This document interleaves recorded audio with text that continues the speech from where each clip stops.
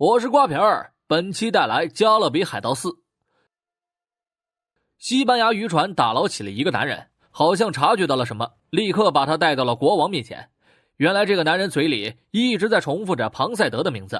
200年前，庞赛德为了寻找到生命之泉，寻求永生，把自己的身家性命搭了进去，现在却为西班牙人提供了线索。特纳担任荷兰人号船长的第一个10年，这期间黑珍珠号被巴博萨抢走，大副被当成杰克被政府审判，而审判官就是杰克伪装而成的。他贿赂了车夫，2个人逃了出去。杰克把大副救出去后才得知，最近一直有人在假扮杰克招摇撞骗。大副对杰克的航海图颇有兴趣，并且知道杰克正在寻找生命之泉。车夫被政府以更高价格收买，把杰克2人抓回了皇室。死肥国王也听说了生命之泉的事儿，也知道杰克手里有航海图，只可惜地图已经被大副顺手牵羊偷走了。国王打算让杰克带领他们的新船长去寻找泉水，而这个船长就是弃暗投明的巴博萨。这些年，巴博萨不但变成了瘸子，连黑珍珠号都被人抢走了。视珍珠号为宝的杰克火冒三丈，一波花里胡哨的杂技从他们手里逃了出去，最后得到了父亲的帮助，摆脱了所有追兵。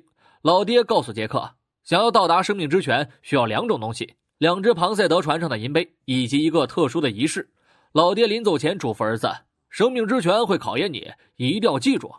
想要前往生命之泉的杰克就必须得到一艘船，恰好他碰到了假扮自己的人。2个人杂耍3分钟，杰克一口吻了过去。他正是杰克的老情人安杰丽卡。皇家守卫突然追到了这里，2个人逃脱后，杰克却被安杰丽卡摆了一道，而大副正要被处以死刑。他突然把地图烧了，他告诉巴博萨，位置记在了他的脑袋里，只要保证他不死，他就可以带巴博萨去找生命之泉。杰克却已经被带到了皇后复仇号上，这艘船属于恐怖的海盗黑胡子。杰克在船上打了1个星期的杂，船帆上绑了1名传道士，这艘船的大副就是安杰丽卡，船长就是他爹黑胡子。曾有人预言说2个星期后黑胡子会被一个瘸子杀死，唯有找到生命之泉才有机会活下去。杰克并不相信黑胡子本人就在船上，他鼓动所有水手掀起了反抗。那些忠实的船员已经被黑胡子变成了丧尸。慌乱中，杰克把传道士救了下来。就在这个时候，黑胡子走了出来。杰克的谎言不攻自破，黑胡子只是拔出了剑，船上的草绳就如同蛇一样困住了所有造反的人。若不是安杰丽卡求情，杰克也许就被黑胡子给毙了。信主的传道士站出来就是一顿掏啊，把黑胡子直接给喷傻眼了，也因此害死了其他的水手，被黑胡子活活烧死，杀鸡儆猴。杰克想要挑拨他和安杰丽卡的关系，黑胡子却掏出了一个杰克模样的布娃娃，只是用刀刺了几下，杰克的身体就被烙下了印记，以此威胁杰克为他们带路。没多久，杰克就色诱安杰丽卡，想要知道特殊的仪式到底是什么，只要得到人鱼的眼泪和2个银杯，就可以得到永生不死的泉水。但是必须有1个人牺牲性命，才可以让另一个人得到永生。安杰丽卡带杰克来到了黑胡子的藏宝阁，黑胡子利用自己的剑把抢来的船变成了模型，其中就有黑珍珠号和没有来得及逃跑的猴子。随后黑胡子的船就到了人鱼的领地。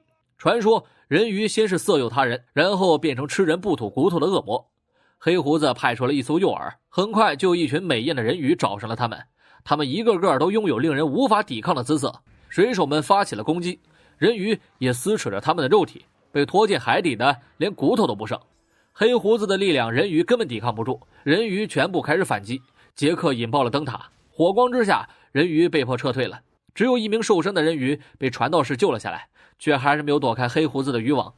清晨，巴博萨的船也到了岛屿，他们的船被人鱼袭击。巴博萨假装看不见，依旧选择继续前进，而黑胡子的人已经走出去很远了。他们把人鱼关在了一个封闭的鱼缸里，氧气匮乏的人鱼差点窒息而亡。传道士为他撬开了鱼缸，才得以获救。到了峡谷之中，黑胡子没收了罗盘，命令杰克跳下去寻找银杯。眼看娃娃摔下去，自己毫发无损，杰克才放心地跳了下去，并且顺利找到了庞赛德的舰船。另一边的巴博萨顺路捡到了含有剧毒的呱呱，而人鱼的鱼缸却突然破裂，离开了水的人鱼长出了双腿。传道士把自己的衣服脱下来给他披上。人鱼还没有学会用腿走路，传教士主动抱着他继续前行。在休息时，传道士当起了人鱼的舔狗，听着黑胡子一直在叫他怪物，愤怒的传道士给他起了一个名字瑟琳娜。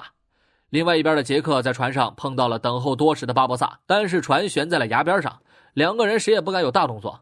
他们一起打开宝箱时，却发现银杯早就已经被西班牙人偷走了，并且西班牙人已经知道了具体的地点。巴博萨和杰克紧随其后，黑胡子这边为了得到人鱼的眼泪，疯狂地折磨着瑟琳娜。安杰丽卡知道瑟琳娜和传道士有些暧昧，于是演戏杀死了传道士。瑟琳娜坚强，没有流出一滴眼泪，传道士却被蒙在鼓里。他发现自己没有死后，立马去救下了瑟琳娜。这时瑟琳娜流下了眼泪，这滴眼泪却被黑胡子收集了起来。瑟琳娜也因此误会了传道士。杰克和巴博萨偷走了银杯，很有默契地打倒了守卫，却还是被西班牙人活捉了起来。巴博萨在假腿里藏了一堆酒，哥俩一边喝酒一边聊起了黑珍珠号的事情。当年黑胡子抢走了巴博萨的船，利用他的剑让黑珍珠号自己打自己。巴博萨丢掉了一条腿才捡回了性命。他回来不是为了长生不死，而是为了寻找黑胡子复仇。不巧的是，他在船上等来的却是杰克，而不是黑胡子。聊着聊着，杰克就已经挣脱了捆绑，爬到了树上当起了愤怒的小鸟。巴博萨则是被海军同伴趁机救走，两个人连带银杯一起带了出来。杰克拿着银杯回去跟黑胡子谈起了条件，要回了自己的罗盘，送给了自己的大副。杰克在路上发现了露水，开始反地心引力，推测生命之泉就在眼前。杰克成为了第一个进入生命之泉的人，紧接着就是黑胡子等人，而巴博萨也带人追了上来，双方立刻就打了起来。杰克趁机抢到了眼泪，而钟情的传道士跑过来放走了瑟琳娜，但瑟琳娜对他已经失去了信任。就在这时，西班牙人又赶了过来，他们认为生命是上帝赋予的，而不是这泉水。说完就踩烂了银杯放进了水里，而巴博萨又趁机把蘸有剧毒呱呱的剑划破了黑胡子的手背。巴博萨不放心，又补了一刀。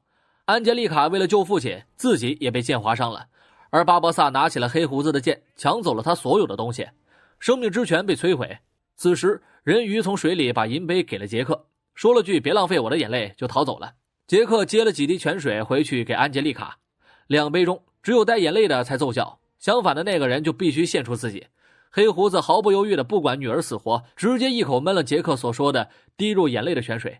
结果杰克记错了，黑胡子当场暴毙，被泉水活活的搅成了白骨，而安杰丽卡捡回了一条命。瑟琳娜再次找到了传教士，一波真情的告白，瑟琳娜原谅了他，两个人在水里过起了没羞没臊的生活。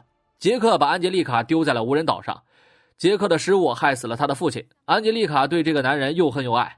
杰克溜走不久后，娃娃就飘到了安杰丽卡的手里，而巴博萨称霸了皇后复仇号，带着宝剑继续当起了海盗。大副通过罗盘找到了黑珍珠号，还把其他所有的船都带了出来。日落时，大副问杰克，为什么你自己不喝下泉水？杰克是第一个发现生命之泉的人，杰克只是告诉他，没有人能决定自己的生死，海盗生涯乐逍遥。欢迎关注订阅瓜皮的栏目，下一期加勒比海盗最终篇告辞。